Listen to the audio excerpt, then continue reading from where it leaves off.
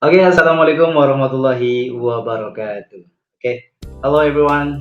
Oke, berjumpa kembali dengan Mister di sini ya. Oke, pada kesempatan kali ini Mister San akan melanjutkan materi kita yang mana masih di sekitaran parts of speech ya.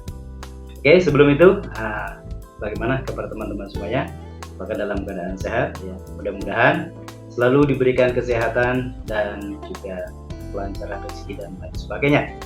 Oke, pada kesempatan kali ini kita akan melanjutkan materi kita masih di parts of speech yang mana kita sudah sampai di yang namanya verb ya atau kata. Nah, untuk sekarang kita akan lanjut kepada pronoun. Oke, apa sih yang namanya pronoun? Pronoun sendiri adalah kata ganti ya. Jadi definisinya adalah pronoun itu kata ganti ya, kata yang bertugas untuk menggantikan noun atau kata benda yang mana penggunaannya yaitu untuk menghindari adanya repetisi atau pengulangan dalam satu kata ya. Next, okay everyone. Yang pertama itu ada personal pronoun. Nah, personal pronoun ini adalah kata untuk menggantikan kata benda orang ya, untuk menggantikan kata benda orang.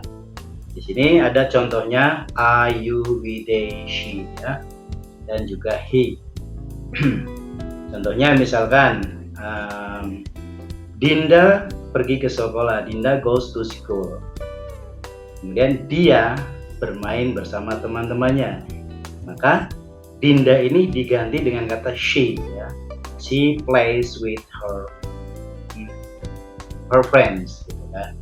Jadi she dan juga her ini adalah pengganti dari kata Dinda ya. Nah, ini disebut dengan personal pronoun. Oke, kemudian next yang kedua ada demonstrative pronoun.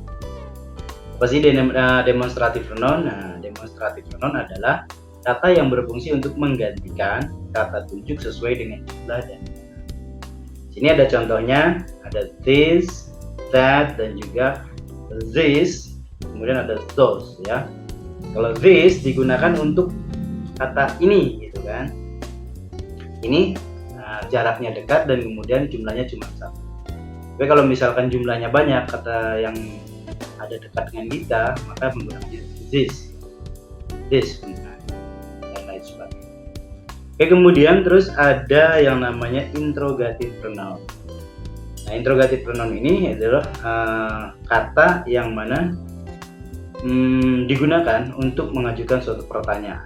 Ya, contohnya misalkan kayak siapa, who, which itu yang mana, whom siapa, tapi untuk objek dan juga yang lainnya ya, seperti itu.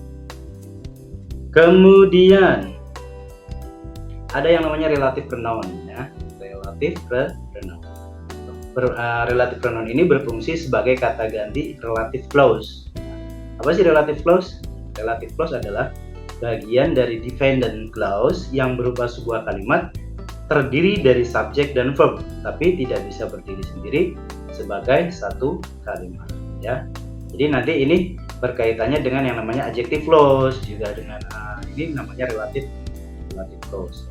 Jadi dia tidak bisa berdiri sendiri gitu kan. Di situ ada who, which, whom, whose, what, dan that ya. Kemudian seperti itu. Jadi ini nanti penggunaannya di adjective clause. Oke. Untuk adjective clause nanti kita di next pertemuan nanti kita juga akan membahas tentang apa sih adjective clause. Terus kemudian ada indefinite pronoun ya. Apa sih indefinite pronoun? Nah, indefinite pronoun ini adalah merupakan kata ganti untuk menyatakan hal-hal yang bersifat umum atau general ya. Contohnya kayak misalkan ada another, ada anything, ada everyone, everything, someone, dan lain sebagainya ya. Seperti itu. Oke, well everyone, selanjutnya ada reflexive pronoun ya, reflexive pronoun, dan juga ada intensive pronoun. Nah, reflexive pronoun ini adalah objek yang merujuk kembali kepada subjek pada kalimat itu sendiri. Nah, seperti itu. Terus kemudian sementara intensive pronoun itu adalah kata ganti yang digunakan untuk lebih menekankan subjek pada suatu kalimat. Jadi perbedaannya adalah tujuan penggunaan dalam sebuah kalimat. Itu perbedaan antara reflexive pronoun atau dengan intensive pronoun. Yang mana di situ ada contohnya yaitu ada myself, ourselves, terus kemudian ada themselves, himself, dan lain sebagainya ya. Seperti itu. Next, di sini ada yang namanya reciprocal pronoun. Apa sih reciprocal pronoun itu? Reciprocal pronoun adalah kata ganti untuk menunjukkan kata ketika ada dua atau lebih banyak subjek yang melakukan satu aksi yang sama terhadap satu sama lainnya. Jadi misalkan ya ada di sini ada each other, ada one other gitu kan. Seperti itu. Jadi reciprocal pronoun ini digunakan untuk lebih dari satu subjek yang mana melakukan kegiatannya berkaitan satu sama lain. Dan kemudian di terakhir yaitu ada yang namanya possessive pronoun. Nah, possessive pronoun ini adalah merupakan kata ganti untuk menunjukkan kepunyaan seseorang. Seperti yang sudah kita ketahui, biasanya ada kata mine, yours, hers, his, dan lain sebagainya. Jadi itu adalah possessive pronoun, kata yang digunakan untuk menunjukkan kepunyaan dari seseorang. Oke ya, itu saja untuk pelajaran hari ini tentang yang namanya pronoun. Ya, silakan teman-teman kalau misalkan masih ada yang bingung atau masih ada yang perlu dipertanyakan, tulis di kolom komentar. Oke, dan thank you very much for your nice attention. Jangan lupa untuk selalu dukung channel ini supaya bisa berkembang dan bisa berbagi ilmu yang lainnya kepada teman-teman.